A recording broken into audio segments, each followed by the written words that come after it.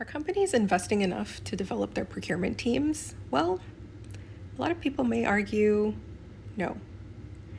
And I could see that point because I experienced it for myself. So I'm going to talk to you about two aspects. There's a huge school of thought on this, and we could easily speak about this for an entire day, but I'm going to talk to you about one more internal, indirect aspect, and then another more external aspect of why companies are not doing so great in this area. So let's talk about the external first.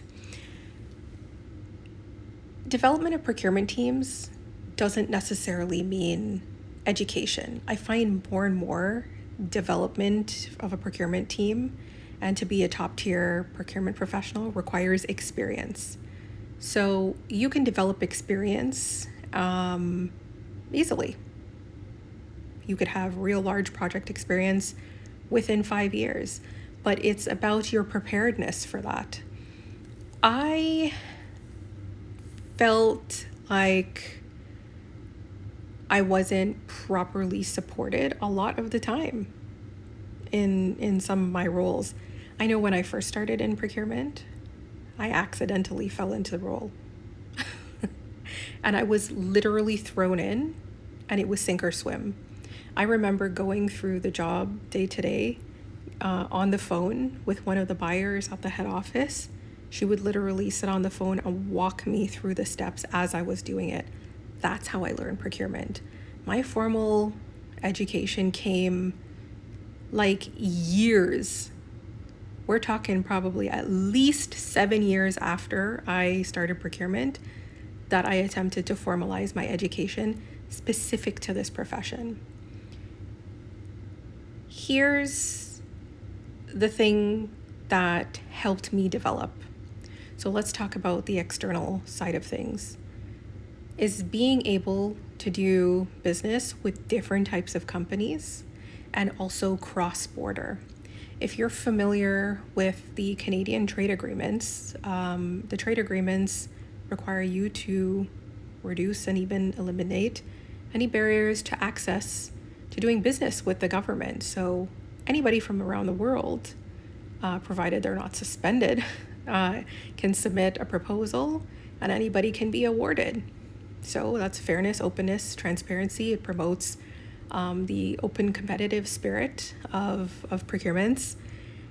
And I think one thing that companies need to invest in a lot more in developing their procurement teams is being able to do procurement on a more global scale. Now, I don't necessarily mean supply chain because that's what people automatically think. You need to be able to know how to work with different types of suppliers. Cross-border, who have cultural differences, there may be communication barriers or challenges because English may not be their first language. They will have different laws, different policies, and particularly for negotiations, you need to learn about different types of agreements as well. And you have to understand how to facilitate a negotiations process. So that's one thing that people also don't quite get correct, that companies are also lacking, specifically in the public sector. You don't necessarily do the negotiation in public sector. You facilitate the process. And you're there as a silent observer a lot of the times. The only time you really speak up is, if there's a takeaway or you're coordinating a lot of meetings, you're asking people about their availability, or you have to raise a flag to say, no, that's not in scope, or no, the price can't be going up, that kind of thing. But really, you're letting the business areas hash things out along with the lawyers. So companies need to prepare their procurement professionals, particularly those in the public sector, on how to run a negotiations process. It is to your benefit if you can work with different types of people. The more diverse the group, the better. It makes you a more well-rounded professional. It makes you a lot more approachable. You are able to look at things a lot more holistically. And in the case of things like category management, corporate procurement, where you look to consolidate requirements as much as possible, you knowing the business better or that much better is to your benefit as well as to the company's benefit, because then you're able to quickly identify any opportunities to consolidate requirements, achieve cost savings, simplify the process, or flag new requirements for new procurements. And that leads me to the internal side of things. One of the things I think that companies need to do much better in developing the procurement teams is teaching them how the business works. Are you more transactional? Are you more strategic? You need to sit with your teams and also go through the actual structure of the organization. Who are the units that make up the organization? Who are the decision makers? You need to communicate like the full-on corporate vision. You have to be aware of what the outcomes are, the expected outcomes, who owns what. So I think there's an opportunity to do better on the indirect side of things, because so much of what we do is indirect procurement. It's the they keep the lights on procurements. If you don't have the contracts in place to be able to run your day-to-day operations, you cease to function as a business. And I think that is really important for companies to work with their teams on. It's, how does our company work? Teach them a little business management.